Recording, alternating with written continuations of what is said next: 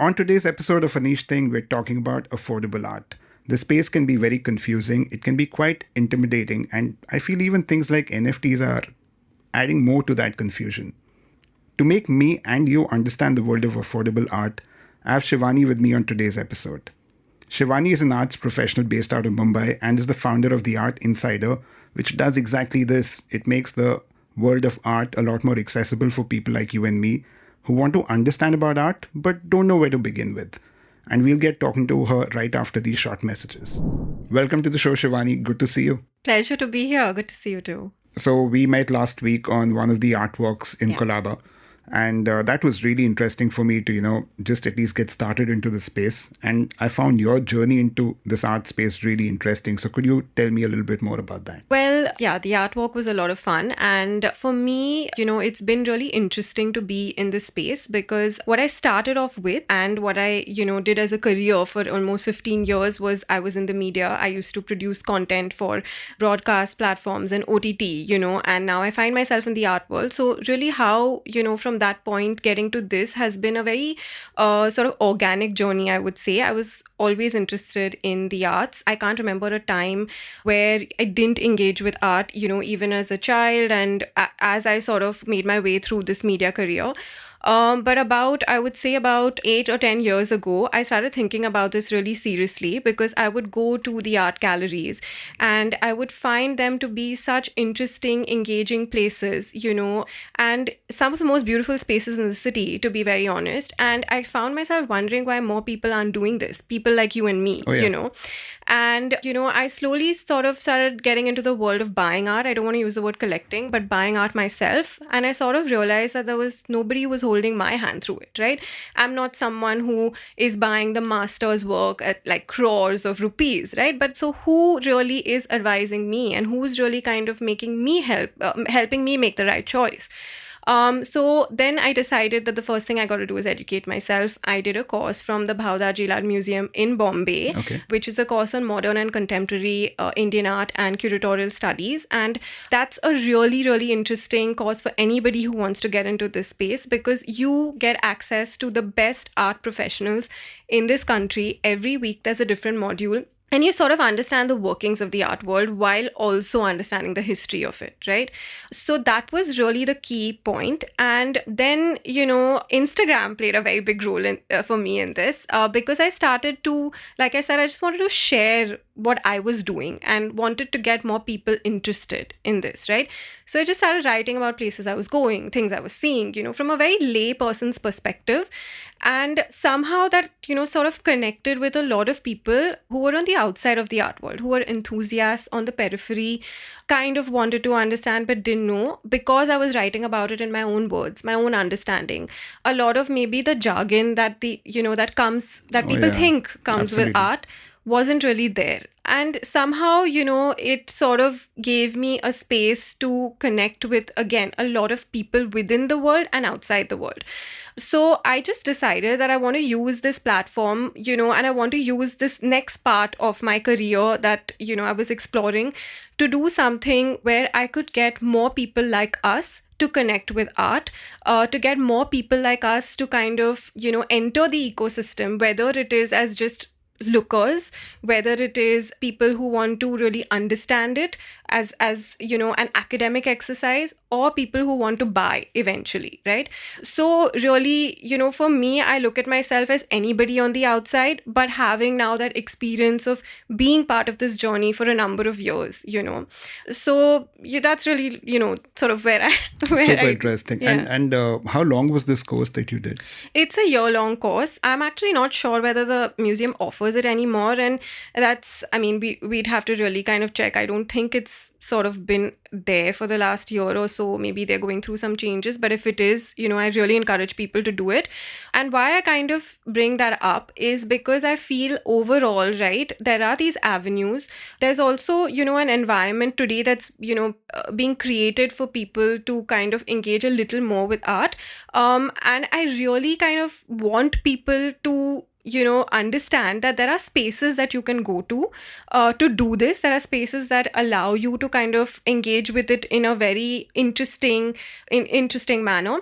But also, to kind of bring up the idea that sometimes I feel like our generation has kind of lost touch. Define our generation. Oh, okay. Yeah, because Okay. that is a tricky one, I think, for our age group people. So, what is our Okay. generation? So here's what I think. I think that, somewhere, I mean, so when I grew up, I feel our parents, so say the parents of kids born 80s, 90s, they were far more connected to the arts, especially in the city. They were far more connected to the city. They were doing things that were very culturally relevant in certain ways. There were plays, there was local theater that was happening in a very big way. There were a lot of exhibitions that, even affordable at World Trade Center exhibitions, just simple things like that. I feel somewhere in the 90s, which is, I would say, our generation, when we were growing up, I think maybe with television coming in and all of those influences, we sort of lost touch with this idea that we could walk into a gallery and we could engage with art, and that space was for us as well, right? So, with courses, with like a museum offering a course like that, I think it's an interesting idea for anybody who wants to get into the space, see the city, go into public institutions, learn about art from, people in the art space, right? I also think it's a very interesting time to get into art because so many things are now considered art. Like, if I remember that banana with that tape which sold for a lot of money. So, what counts as art today? So people generally think of art as canvas on a wall. But art is a lot more than that. There are various mediums. There is oil on canvas, there is acrylic on canvas, but there are also, and there's watercolor. So these are, some of the things that people popularly think of, right? But there's also photography. There's also prints and printmaking. There's also ceramics, for instance. And today, artists are experimenting with so many different mediums. There's a lot of overlap. An artist can explore within the span of their own practice. They could, start off with doing oils. They could move on to doing prints. They could do that in conjunction. They could include photography, mixed media. When you generally if you go to an art gallery, you see something called mixed media. It means that, not only has the artist maybe used oil or acrylic, but they might have also used photography. They might have layered it with something. It might be a collage. They might have used paper in a different way, right? So art can be, many things. Again, one thing to say is art is not always what is in a gallery. Art is a lot of times outside a gallery. There's public art. For example, there's installations and there's NFTs, There's NFTs, it's a new buzzword. I think even in Bombay, there's public art, right? Oh, yeah. You have artists, you have... Oh, yeah. So one of the most interesting art walks you can do in Bombay is the one around Maker Maxity. So it's, there's a mall and, it's like a lot of corporate offices. But if you actually go to see, there's a lot of contemporary art that you might find, there are installations, there are sculptures, there's like beautiful murals there. And there is a specific art walk where there's a group, one of my favorite, two people in the art world, Alisha Sadikot and Nishita Zachariah. They actually have a walk that's dedicated just to, that area. So if you really open your eyes, you can find art everywhere. There's also, a lot of murals that have come up in Bombay. So two organizations, there's START that's doing a lot for public art. Oh, yeah. And there's the Aravani Art Project, which is a collective made up of, transgender identifying people who kind of come together to do a lot of these murals, across cities. So art really can be everything. And I think, it's really time that we kind of open our minds a little bit more to what it could be. Going back to the art walk that we did, for me, there were a couple of takeaways. One was that we entered a gallery, DAG, at Taj Mahal. Firstly, walking into a Taj Mahal can itself be intimidating. Then you go into a gallery inside Taj, which can be further intimidating. And then we are looking at Indian masters. We're looking at Hussain and Raza and all. But when we were there, it was actually a very comfortable setting. Even the gentleman at the gallery was really welcoming and sweet. But in my mind, it was like, they might quiz me. Do you know this? What this is? Or like, what are you looking to buy? So that was one good thing, that a lot of galleries are easy to go to. It's intimidating in the mind, but that's not the reality of things. And the other thing is that you almost gave me like a little crash course, which I really want you to do again. So I don't know how you're going to do it, but in 10-15 minutes, tell us a little bit of a primer on the Indian masters. Okay, so to basically come to your first point, our gallery is intimidating. Is the art world intimidating? It can be. It doesn't have to be. Okay. I mean, I was you number of years ago. I would get intimidated to walk into the gallery. Also, when you think of a gallery, it's this whole white cube space. It's very serious, it's always quiet, and it's most often in Bombay, it's, in a building, where you have to go ring a doorbell and someone opens the door, right? So of course you might find it intimidating. But I have to say, especially in the last 2 years, if not more, there's been a huge change in terms of galleries welcoming people into their spaces.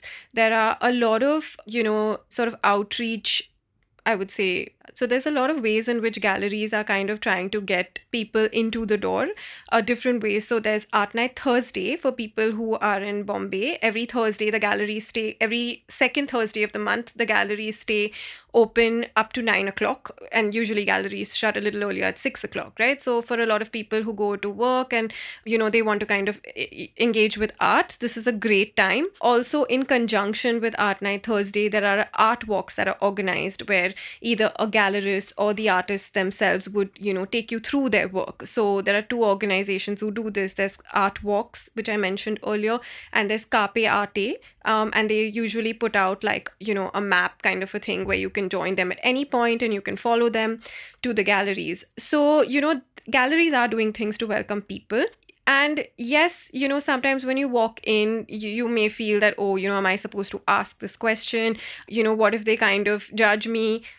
Nobody's judging you. There are no stupid questions. I feel like the gallerists that I have interacted with, definitely in this city, they are, some of the most approachable people. There's always somebody willing to explain the work to you. Sometimes the artist themselves is there. And there are really no stupid questions when you go for an art walk or you enter a gallery, And I just wish more people kind of knew that, because honestly, art is really for everybody. And, once you go into the gallery, it's really about the relationship between you and the artwork and what you feel about it more than what you're supposed to feel about it. Right? Now, coming to the second part of your question, a crash course. I don't think anyone can really do a crash course in 10 minutes. But what I am going to say about it is that generally our generation tends to think of art or Indian art as the masters, Hussain and Raza, Gaitonde, Amrita Shergill. These are names that people are familiar really with. But there's a lot of art that has happened before their time and after their time. And they are kind of, I would say, they are like a marker for Indian art. Right? So why were they a marker? That's interesting to understand, because their work came at a time where it was just post-independence. These artists worked together as a collective. They call themselves a progressive artist group. Not Shergill, she came earlier, but the Bombay artists like Hussain and Raza and Akbar Padamsi. And, like a lot of these Bombay artists. I don't know actually, so hence. Okay, so there was a group called the Progressive Artist Group. They were a Bombay collective sort of thing. And they, are really significant because they try to define what modernity was in Indian art. What is, the vision for Indian art. And they were together for a very short period. But this was also the time at which, there was a lot of influence of the West. And they were really looking to the West and, kind of figuring that if that is, what modern means to the West, what does modern mean to us? This young country, just coming out of independence. So that's why that's a very significant period. So before the Progressive Artist Group, there was, the Bengal School. And their work was really about, India just before independence. Okay, so this is after, and the Bengal School comes before. And, a lot of their work is about creating that spirit of nationalism, really.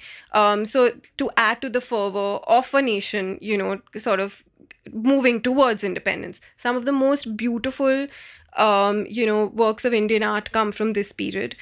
Before them was Amrita Shergill, okay, an absolutely significant artist, and so to encompass Indian art within a short period of time is really difficult. But these are sort of names that I'm just throwing at you, and I encourage you to kind of, look this up. But to now move much further and come to the period that we are in today, which is the contemporary period, I think that the most amount of light needs to be shed on this period, because when you talk about contemporary art, immediately people feel like I don't understand it. I just like, what is it? Or sometimes I'll hear my kid can do this, or sometimes I hear, why is this art, I'm, right? I'm guilty of saying that a lot of times, saying I could have done this. Yeah. Well, you could have, but how did that artist really get to that point, right? So when we went to DAG, I was talking to you about Zarina Hashmi, and That was amazing, by the way. I don't know how you can explain to this on audio. On the video feed, we can anyways perhaps show this. Yeah. But that was so interesting because my first thought here exactly was that Yeah. I could have done that. Yes. So again, Zarina Hashmi is really like, I'm a huge Zarina Hashmi fan. So, in the contemporary period, when you see artwork like hers, which is basically, minimal, someone on the outside might wonder, why is this considered art, right? But the way she uses line, for example, the line, she uses the line to kind of explain the idea of borders, okay? And essentially to kind of talk about, what really defines your space, what really defines home, for example, the idea of home. That's a recurrent theme in her work, right? So, the interesting story about Zarina Hashmi is that, she lived in Manhattan, and she was told by her landlord that she needs to vacate that space, and that was her working studio, and so she was not she's not American, right? She's, an immigrant living in that country. Then she's asked to vacate that space. And she kind of, keeps grappling with this idea of what is home, what is my space at the end of the day. And so she takes that into her work, right? But when you see it, you feel that it's just a line. But there's a thought, there's a feeling, there's an emotion attached to it. And I feel like with contemporary art, it is interesting to kind of understand where the artist has begun and why they have reached this point. A lot of times, people when they interact with contemporary art will be like, it's just like, just abstract. What does abstract really mean? And this is something that we spoke about the other day, that every artist really starts from like drawing the same way. They learn art the same way. You start from the figure, you start from maybe still life, you kind of go through that whole exercise, and then, you figure out your practice. So you come to this point of abstraction after a lot of, thought and experimentation. And so why do you get to this point, right? So that is really what you're seeing finally on that canvas. And I think that's where, I feel like we need to kind of engage a little bit more, learn a little bit more about it, and then it's going to start making sense. And for me, honestly, that aha moment that I saw in your eyes when, I explained the whole thing and we were having that chat is really the moment that I would strive for, when it really starts making sense. And for that, the best thing to do is just learn about it. So now getting into affordable art, I think the term affordable is also so relative, right? So for you, what price points does affordable art really start with? I mean, it's exactly what you said. It's really what you can afford. So affordable, can really mean different things for different people. But I think when we're talking about, people like you and me who want to kind of start buying art, I would say, anything around and below 50,000. I want to say 1 lakh, but I feel like the minute I say that, it kind of alienates a lot of people and they're like, oh my God, it's too expensive, right? But honestly, the idea affordable art has to be looked at in the context of what exactly is it that you're buying and with what intention are you buying it. Okay, so for somebody who's looking to decorate their home essentially, and I interact with a lot of people who basically want to buy art only for this purpose. I just want something to cover that wall, right? You can buy a canvas for as little as 20,000, 25,000, 30,000. You can buy it, okay? But say for instance, somebody comes to me and says, hey, listen, I really want to buy, a small piece of art, but I want to buy a really interesting artist, okay? And so that really interesting artist can have a really small piece, which might be priced at 50,000, 55,000, 60,000, whatever it is, right? So what is the intention that you're buying with? I think that's an important question really to ask. So one is decor. One is that I want to buy an interesting artist. One is that, hey, I want to start collecting. I don't know where really to start with that. And a third thing is I want to build a collection. Okay. So these are all very different approaches to why somebody might be buying art. Very popularly, people might come to me and say that I want to do 3 walls in my house and this is my budget. And then, how do you kind of go about it? So you can buy art you can come in at any budget. But what I like to do and how, it kind of is an interesting way to balance things is really to look for pieces that you love, to kind of look at the artist practice that you kind of connect with, to find an emotion that you want to, maybe see in an artwork, or, to find a moment that you don't mind looking at every day and being reminded of every day and starting from that point. And then, oftentimes what happens is that something that might be, that you might be willing to spend 50,000, you don't mind spending a 60,000 or 65, or you might find something for much lower than that. So for me, it's really all about the intention that, you want to kind of acquire with. Yeah, I think I'm in the boat, and a lot of my friends are in the boat, that it's not more about the decor angle as such, but it's more about, we want to perhaps now start collecting or start buying, like you said. And where does one really start? Where does one even discover an interesting artist? So I think firstly, what is interesting to you, right? What is interesting to you might not be interesting to me. So Absolutely. first, let's try and understand what is interesting to you. Do you find photography interesting, for example? Do you find landscapes interesting, as wide as that? Okay. And then, and to kind of know what you find interesting, the first step really is to see as much as you can. That's the only way to understand what to buy. So I would say the number one thing is to visit as many galleries as you can. Visit art fairs, look at like art online. Everything is online today. It's all on Instagram. All the galleries put up their shows or images from their shows online. And also, a very easy thing to do is just follow hashtags on Instagram. So you get to see the work like in a similar bracket. Say, for example, you follow the hashtag landscapes or Indian artist, or, artist supporting artists, for example.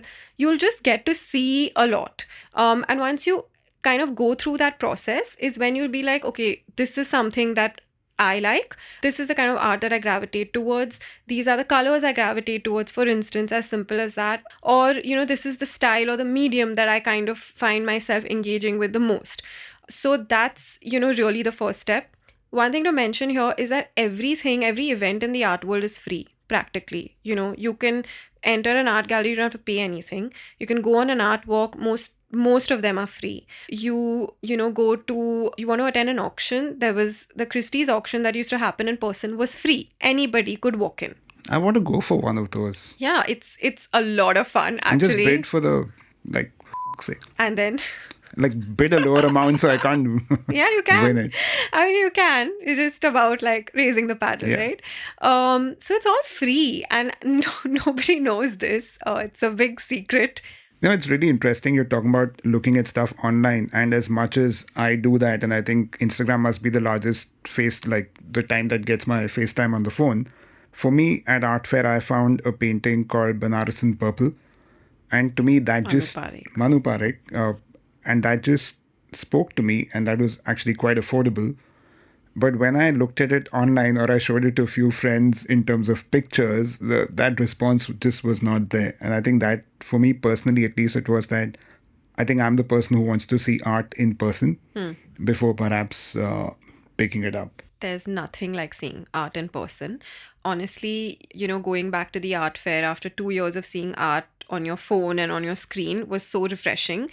Yes, everything looks better in person. Rather, everything should look better in person, So, one thing that a lot of collectors will follow is that they will look at the work once in person, but they might also always go back a second time. So one good rule, like I kind of tend to think of it this way, that if I go back home and I still think about a work, I need to go back and see it again. And then if after that it still remains with me, that's when I know that I need, I've connected with it, I might want to buy it, right?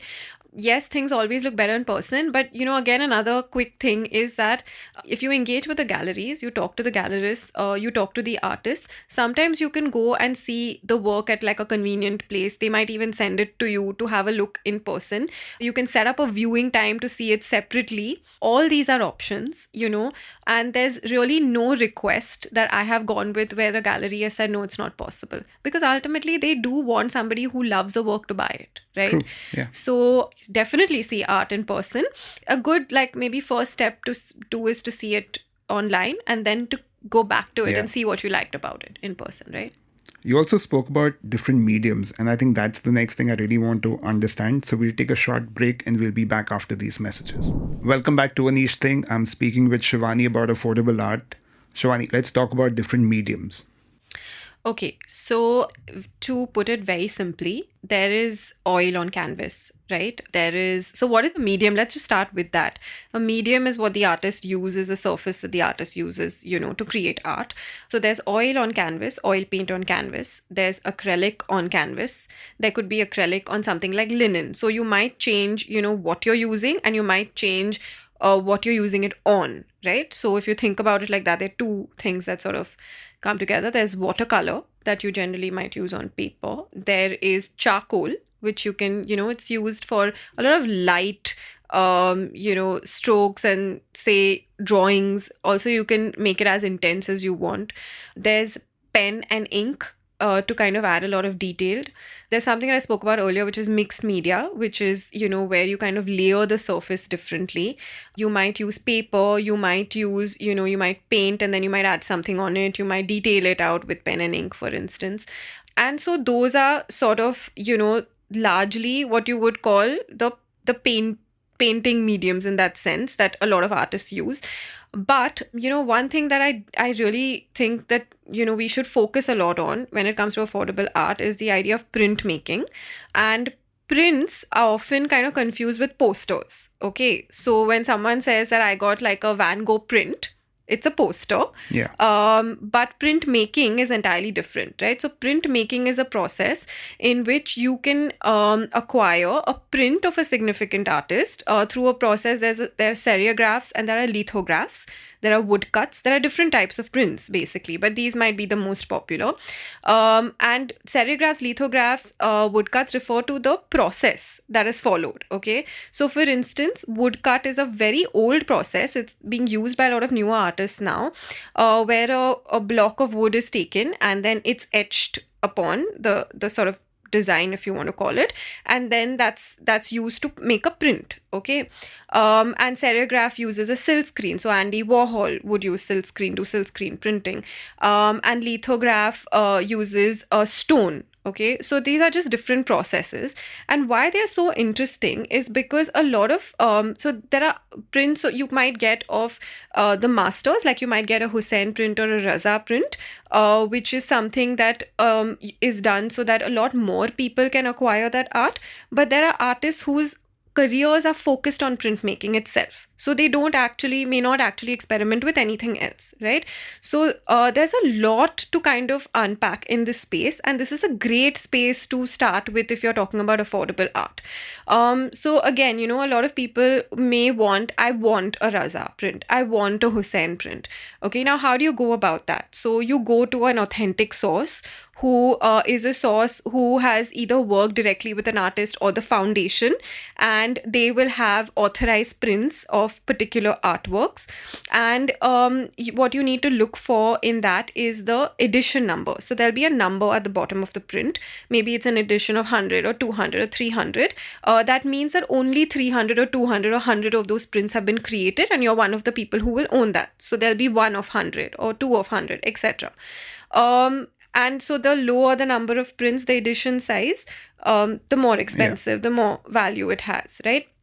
So this is, good starting point for people who feel like I want a master's work on the wall. But then, like I mentioned, there are artists who focus solely on printmaking as a career. Or so one of the artists who not entirely on printmaking, but who's a great printmaker, is an artist called Jyoti Bhatt. And some of his prints, are really the most beautiful pieces of art that you will ever see. So, you want to kind of look at the practice of the artist when it comes to prints. How focused are they on taking up that medium really? What is the edition size? Is there a signature that you find at the bottom? And those are things that really add value. So, for instance, there's an artist who I really love, a contemporary artist called Sogra Khurasani, and she creates woodcut prints in an edition of 3 or 5. And, because they're woodcuts, it adds a beautiful texture to it, right? So, when you see it, you understand the labor that goes behind making that woodcut just for 3 prints or 5 prints. And right? those 3 or 5 prints are identical, right? They're the same. Yes, they are the same.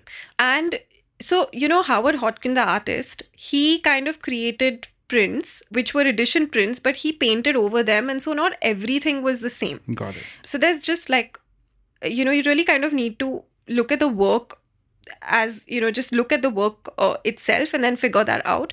But good markers are the edition size, the signature, and that's a whole section that you kind of can get into when it comes to affordable art. And then sort of the last piece of the puzzle, which I really recommend people look at, is photography. It's a great way to start buying. Yeah, in the presence of, a great photographer herself. As an ex-photographer, I agree with this completely. Please buy more pictures. Yeah, I don't know. Somehow, people don't seem to, think about it with the same value as an oil on canvas or an acrylic. But I think, some of the most beautiful images, I just think that, the emotion that you get through a photograph is just very different, and it can add so much to a collection or just so much to a space. So there are some wonderful Bombay photographers, city photographers in general, whose works I highly recommend, people should look at. And even if it's just a small piece of photography, that you have in your home, buy it from an artist who's doing original work, and who's really putting a lot into their practice. Give us some names. So I love Anurag Banerjee's work. I love Asham Tyagi's work. Delhi-based Vicky Roy, brilliant photographer. He has a series called Bachpan, which he started off as a street child, and so he takes the most beautiful pictures of kids and just captures that feeling of innocence. Then I would say Shahid Dattawala, very bold, really kind of the photographs are really arresting. He has this series called Jhalak.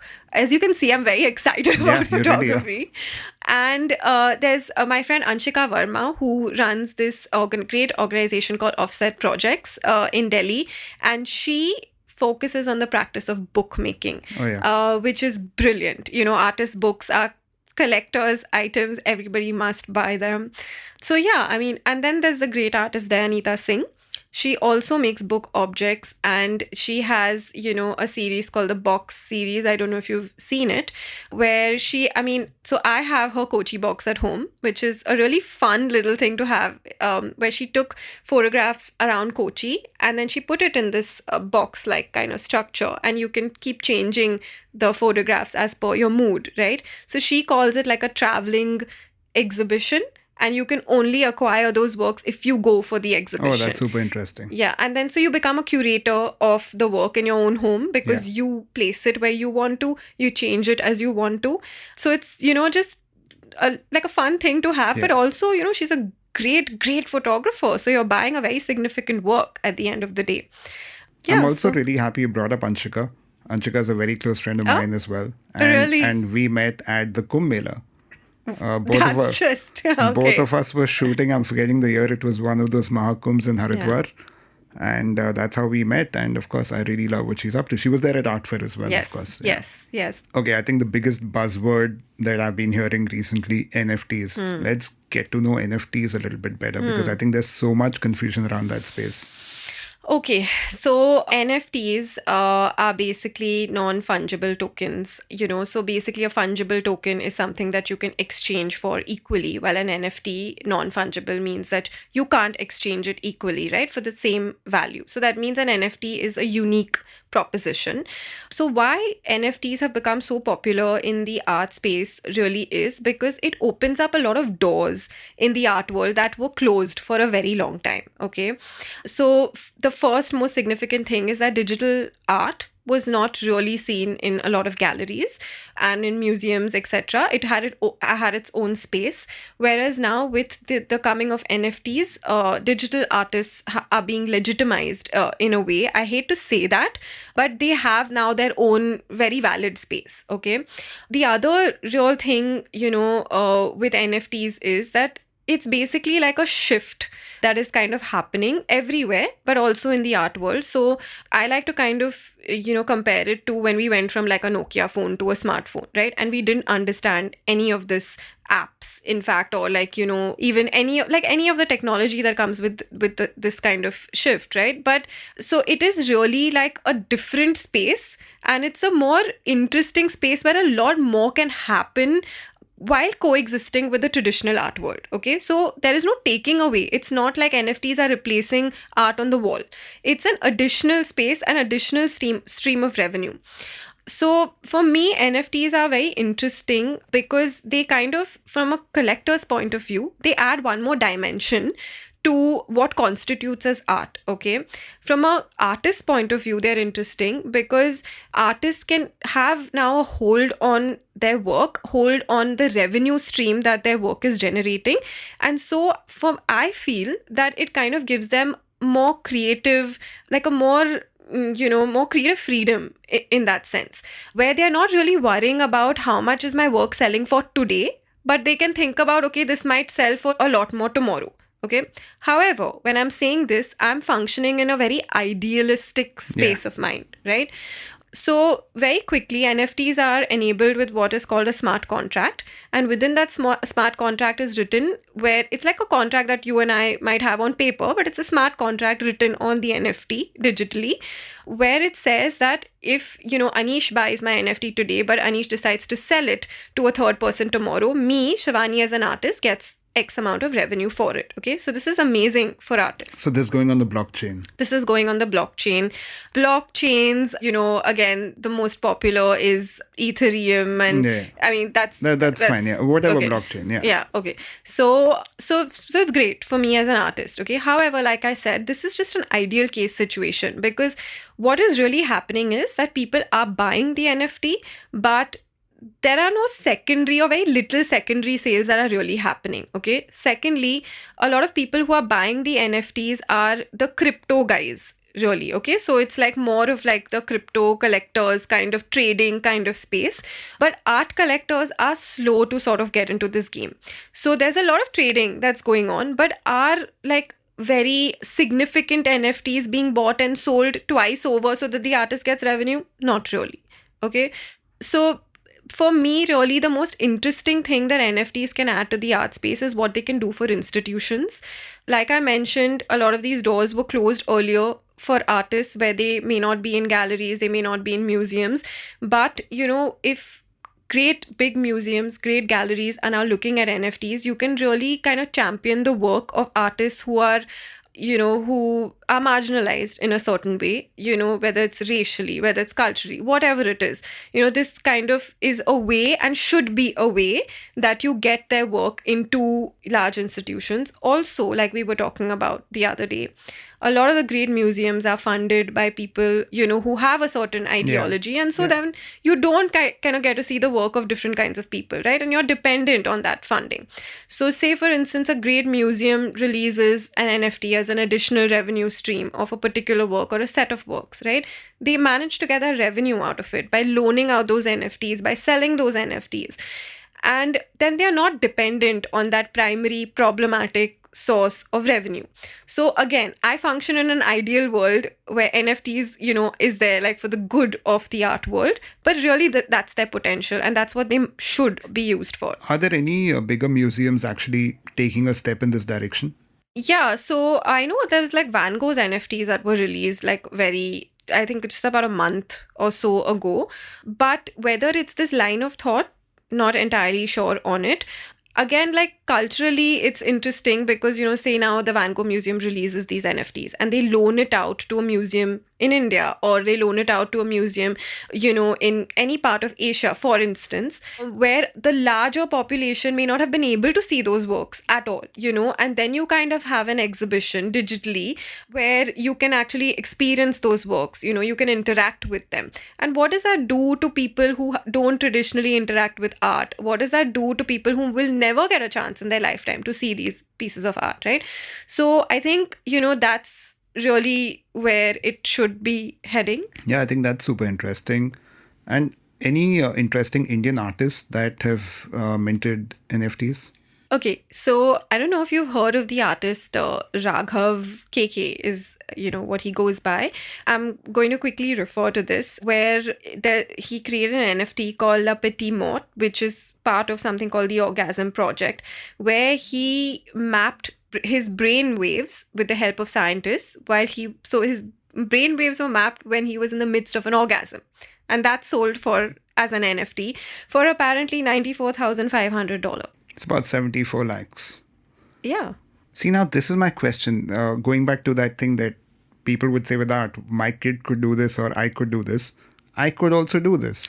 You could, you might. And so, the way I look at it, it sounds, funny, haha, we made a joke about it. But, honestly, this is a space that's allowing for experimentation. And we kind of have to look at it like that, okay? Whereas a lot of times what happens in the art world is that there's, this whole section of tastemakers that has developed everywhere, in every industry it's there, definitely in the art world, where now we're kind of saying that, is this art? No, this is not art. But with NFT, the doors are wide open. Anything can be art. Anything that has value is art, right? And who gets to decide, right? It's becoming a lot more inclusive that way, that it should be. It's not a bunch of, let's say, 100, 200,000 galleries deciding what art is, but it's a larger set of people deciding what art is. See, ultimately, the tastemakers are going to come. Okay, so even with the Beeple sale, ultimately you decided that this was art, right? Somebody decided this was art by paying that value for it, right? That's when we realized, oh, you know what, this can be art. Yeah. Otherwise, no one was taking it seriously in that sense. So that's going to happen. But because of the medium itself, that anybody can mint an NFT, it is, it allows for someone to kind of, hack the system in that sense and say that, what, you might think that this isn't, but for me it is. And I'm going to buy it. And I don't need you in the middle as a middleman to tell me whether it is or isn't, right?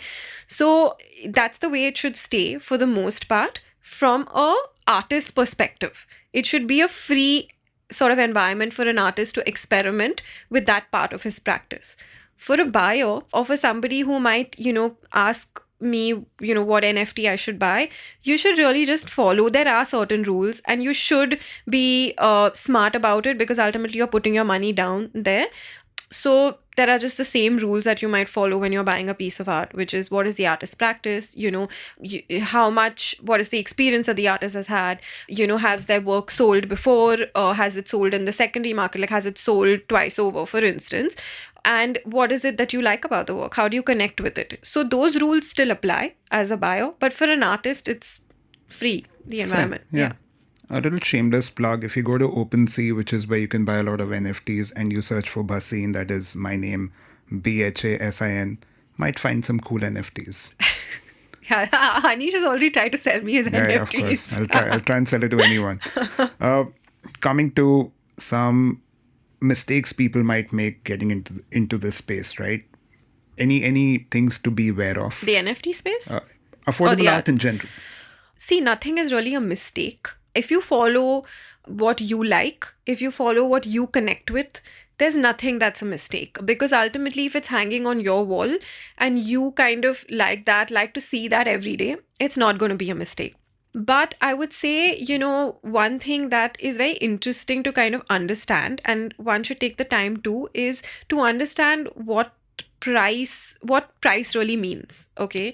So, for example, in the pandemic, there was this wonderful initiative called Art Chain, where it was hashtag Art Chain India, and artists could put up their work and everything was priced under 10,000, and it was a pledge that by artists that if we cross 50,000, we'll sort of put that back into art. And there was work available, I think, in slabs 5,000, 10,000, or just below 10,000. That's great, right? You're getting artwork at a really, really good price. However, one mistake that someone might make is to say that, oh, this is cheap, let me buy it, right? But what does that 10,000 stand for? Is the 10,000 of an artist who's, had a practice behind them equivalent to a 10,000 of someone who's just putting up a picture and saying, for the sake of it. Right? Yeah. So what is the value of that work, and why is it priced a certain way? I think that's something that one should really think about. Otherwise, just buy what you love. Don't think about it too much. Go with your gut. That's what I always say. And, try and sort of take the time to develop your collection or what you buy in a more thoughtful manner.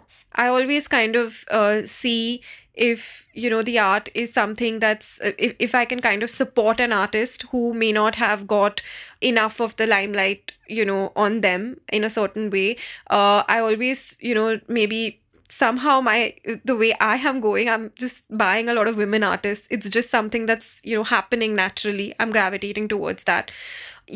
Someone might want to look at only art that's created by artists where the artwork is sustainable, so just be a little more thoughtful in terms of what is meaningful to you. And I think you can't go wrong, really, if you follow that path. Great. Any resources which people can follow to get into it? Maybe social media handles, of course, including yours. Any courses like you'd mentioned? Right. There's a lot. So just in the Indian context, I would say if you're in Bombay, definitely go for an art walk with Artwalks Mumbai, with Carpe Arte, two really great organizations who offer free walks and also interactions with artists and gallerists. I think the walks are done at periodically. Carpe Art definitely does it on Art Night.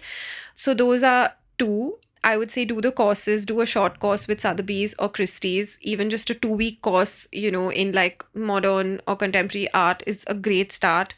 Books are a great resource. The Story of Art, if you want to really get like a crash course in all art movements, Story of Art. And Instagram handles, there are so many that I find super interesting in the art world. One is the India Art Fair handle. They've really upped their game in the pandemic, where they've just unpacked works of art in a very simple way.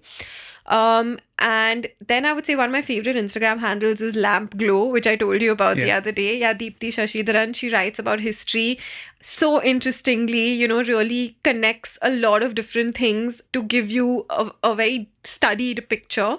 And yes, mine are the Art Insider. Shameless plug, but I tend to kind of write about the things I love, the art that I see that connects with me, and write it in a way that I think everybody can understand. So Instagram is a great place to figure this whole situation out. Great. Thank you so much for coming on the episode. Thank you. This was a lot of fun, and I hope we can do another gallery walk soon. I think once we're 6 months into the podcast, I think we'll do like a niche thing version and we'll do a little walk. Oh, that would be awesome. Great. But so I'm expecting the pizza and the coffee along with that. Yes, absolutely. Okay, awesome. Well, thank you for listening to this episode of A Niche Thing. I think I'm actually going to take the plunge and buy that painting, Banaras in Purple, that I saw at Art Fair. I think for me personally, NFTs are a little while away, but I definitely expect to get into the space soon. Till then, stay tuned for the next episode on Tuesday. We'll see you then.